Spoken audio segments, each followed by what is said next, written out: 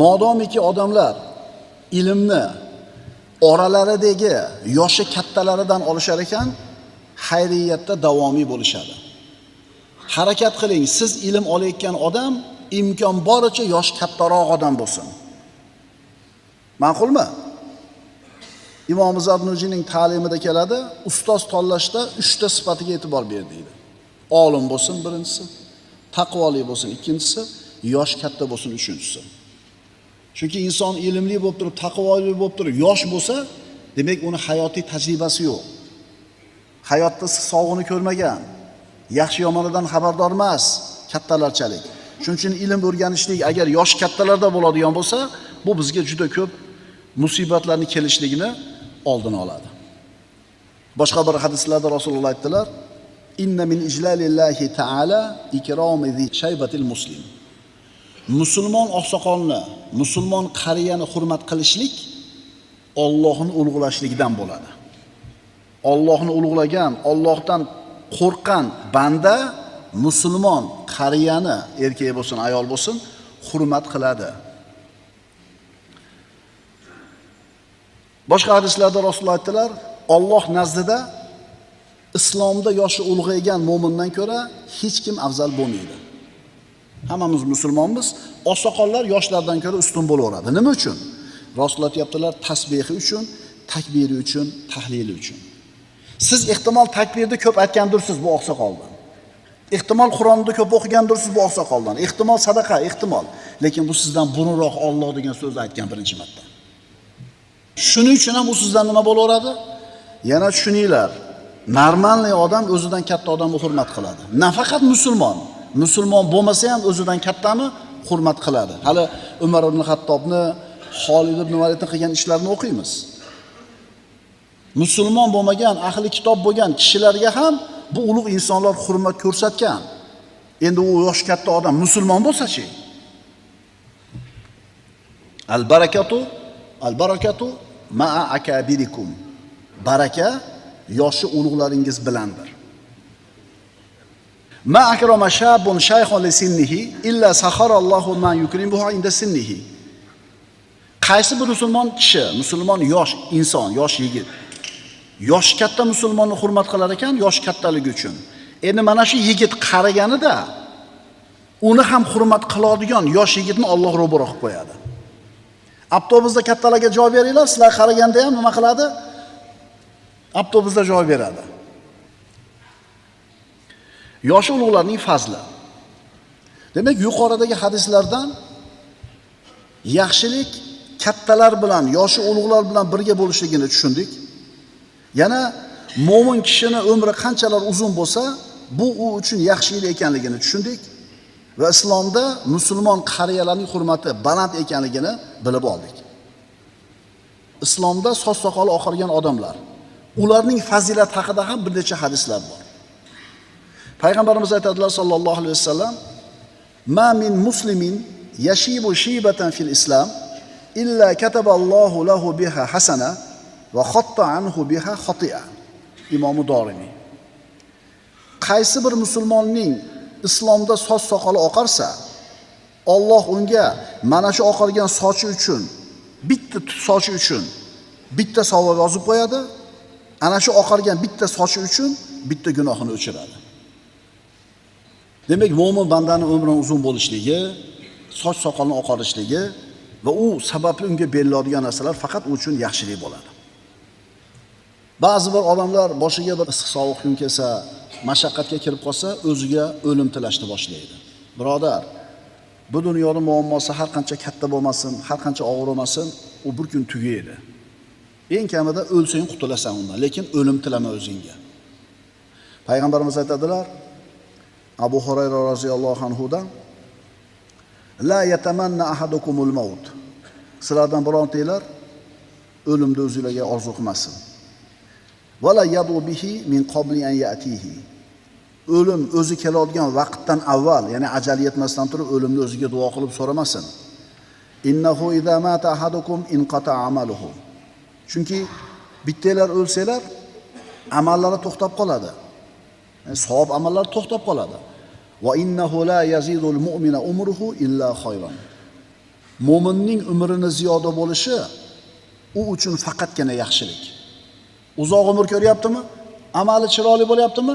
Demak, mana shu odam eng yaxshi odam. Bu payg'ambarimizning hadislari. Boshqa hadislarida payg'ambarimiz aytadilar: "Ala unabbiukum bi khiyarikum." Qalu bala ya Rasululloh. Qalu khiyarukum atwalukum a'maran idza sadidu. Ichingizda yaxshilaringlar, umri uzoq bo'lganinglar agar amallari to'g'ri bo'lsa. To'g'ri amal qilib yurgan bo'lsa, yosh ulug' inson odam oramizdagi eng yaxshi odam bo'ladi. Boshqa hadislarida khiyarukum atwalukum a'maran va ahsanukum a'malan. Sizlarning oralaringizdagi yaxshilaringiz umri uzoqroq va amali go'zalroq bo'lganingizdir. Al-barakatu ma'a akabirikum. Baraka yoshi ulug'laringiz bilandir. Otasi bor qariya, onasi bor qariyalar, sizlarning uylarda baraka bor. Faqat u barakani tashab qo'yib, ko'chama-ko'cha yurmaslik kerak. Imkon bo'ldi, uyga kelish kerak. Imkon bo'ldi, ular bilan suhbatlashib o'tirish kerak. Siz qornini to'yg'izib, ustini zo'r qilib qo'yganingiz o'zi yetmaydi. Ular bu narsalardan zerikkan, kiyimdan ham, ovqatdan ham, hashamdan ham. U sizni oldida o'tirishini xohlaydi.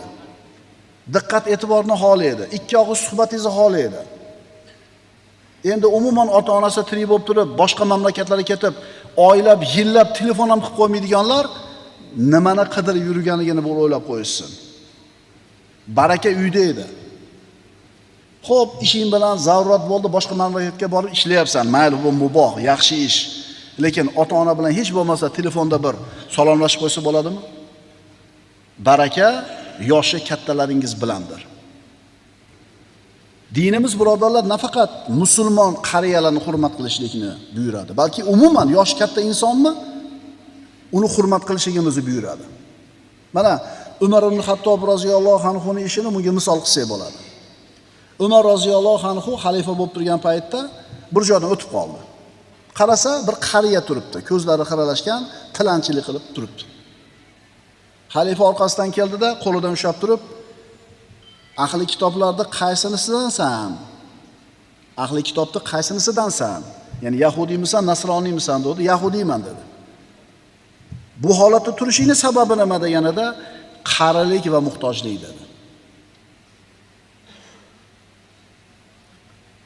Umar ibn Xattob yetalab, Umar ibn Xattob u odamni qo'lidan ushlab yetaklab o'zining uyiga olib bordi. Uyidan topganini olib qo'liga berdi. Keyin Baytul Molga jo'natdi. Baytul Molga bordi. Baytul Molda ishchisiga, xazinachiga dedi: "Buni va bunga o'xshaganlarning ishini qarab chiq. Ularni yoshligida ishlatib, ularni yoshligini yeb, qariganida ularni yordamsiz tashlab qo'yib, insof qilmabmiz ularga nisbatan" dedi. Ularga nisbatan insof qilmabmiz dedi. Ya'ni yoshligida ishlab, jizyasini to'lagan, davlatga to'laydigan solig'ini to'lagan, endi qariganda tilamchilikka chiqishga majbur bo'libdi. Biz adolatli ish qilmabmiz deyapti. Bu sahobalarning davridagi yahudi bo'lgan cholga qilinayotgan muomala. Kimning muomalasi? Ummatning ikkinchi odami bo'lgan Umar ibn Xattob yahudi cholga shunaqa muomala qilyapti, shunaqa hurmat ko'rsatyapti. Endi bizni davrimizga kelib turib, bu chollaringni gapini olma, bular o'zi 60 ga kirganda namoz boshlagan deganlar bor-a? Sen Umar ibn Xattob emassan. Bu ro'parindagi chol musulmon, u yahudi emas. Sendan yaxshiroq bo'lgan Umar ibn Xattob bu osoqildan yomonroq bo'lgan yahudiga chiroyli muomala qilyapti. Pasobiya beryapti, pensiya beryapti. Ana islomni kimdan o'rganamiz biz? Bizda namoz o'qimasa kofir deyish yo'q. Ro'za tutmagan odamga kofir deyish yo'q. Biz ahli sunna va jamoat e'tiqodida namoz o'qimagan, ro'za tutmagan odam fosiq, gunoh kabira qilgan, lekin musulmon deyiladi. Tushunarliga? Ahli kitob bo'lgan qariyaga shunday muomala qilindi. Endi islom hukm yurgizib turgan boshqa yurtlarda ham mana shunday odamlardan jizya olishlik bekor qilindi. Xalifa Umar ibn Xattob tomonidan. Yana Xolid ibn Validning ishini ham misol qilsak bo'ladi. Xolid ibn Valid Sayfullohil Maslul Hiro ahli bilan sulhga kelishdi. Sulh bilan taslim bo'lishdi. Ana shu sulhdagi bandlardan ba'zilarini o'qib beraman. Xolid ibn Valid Hiro ahliga shunday muomala qildi. Ishlashga yaramaydigan har qanday qariya jizya bermaydi. Qolganda jizya to'lash kerak musulmonlarga. Biron ofatga, dardga chalinib qolgan inson ham jizya bermaydi. Avval boy bo'lganu, keyin kambag'al bo'lib qolib, o'zini dindoshlaridan xayr ehson sadaqa olayotgan odam ham jizya bermaydi. Bularga musulmonlarning baytul molidan maosh to'lanadi. Birodarlar, inson huquqlari nima ekanligi kitob-u sunnatda aytilgan va sahobalar davrida, tobiinlar davrida, ummatni mutaqaddim salaflari davrida ko'rsatib qo'yilgan amalda. Bizga o'rgatmasin hech kim inson huquqlarini. Islomda uzoq umr ko'rgan kishilar haqida aytilgan bir hadis bor, ajib. Bu hadisni bir qancha rivoyatlari bor. Imom Ahmadning musnadlarida Anas ibn Malikdan keltirilgan rivoyatida "Iza balagha rajulu muslimu 40 sanada" boshlanadi. Agar musulmon kishi 40 yil islomda yashasa, yana bir rivoyatda "Ma min muammarin yu'ammaru fil islami 40 sana" deyiladi. Biz Usmon ibn Affonning rivoyatidagisini o'qiymiz. Usmon ibn Affondan rivoyat. Ajib hadis, eshitdinglar-da. Hadis qudusi. Alloh taolo aytadi: "Iza balagha abdi 40 sanatan afaytuhu min al-balaya thalath." Alloh taolo aytadi, agar bandam 40 yoshga yetsa, men uni 3 ta balodan saqlayman. Minal junun val juzam val baras. Jinnilik, mohov, peslik. Va iza balagha 50 sana hasabtuhu hisaban yasira. Agar 50 yoshga yetsa, uni yengil hisob ila hisob qilaman. Va iza balagha 60 sana habbabtu ilayhi al-inabata. Agar 60 ga kirsa, men unga tavba qilishni mahbub qilib qo'yaman. 60 ga kirgan odam tavba qilishga qalbi moyil bo'lib qoladi. Va iza balagha 70 sanatan ahabbatul malaika. Agar 70 yoshga yetsa, bu odamning umri, malaikalar uni yaxshi ko'radi. Va iza balagha 80 sanatan kutibat hasanatuhu va ulghiyat sayyiatuhu. Agar 80 yoshga yetsa, agar 80 ga yetsa, yaxshiliklari yozilib, yomonliklari bekor qilinadi. Islomda yoshi ulg'aygani mu'min uchun yaxshi. Yoshi qancha katta bo'lsa, shuncha yaxshi u uchun, agar amali chiroyli bo'ladigan bo'lsa. Va iza balagha 90 sanatan, agar yoshi 90 ga yetsa, qolatil malaikatu, malaikalar bu odam haqida aytishadi: "Asirullohi fi ardihi." Allohning yeridagi asiri. Alloh ushlab turibdi buni. Allohning asiri. Fa ghufira lahu ma taqaddama min zambihi va ma ta'akhkhara. Mana shu 90 ga kirgan, islomda 90 ga yoshi yetgan odam avvalgi va keyingi gunohlari o'chiriladi. Va yashfa'u fi ahlihi, va qiyomatda o'zining ahllariga shafoat qilish huquqi beriladi. Yana mana shu ma'noni sharhlab Ibn Kasir o'zining tafsirida shunday deydi. Mana birodarlar, ajal. Har bittamizga Alloh taqdir qilib qo'ygan ajal bor. U belgilangan kunda keladi. Kimdir kuch-quvvatga to'lgan, g'ayratga to'lgan, hamma yo'g'i zo'r bo'lib turgan holda o'tib ketib qoladi dunyodan. Kimdir qarib, o'zini eplay olmaydigan holatgacha yetib qoladi. Alloh taolo aytadi: Astagfirullah.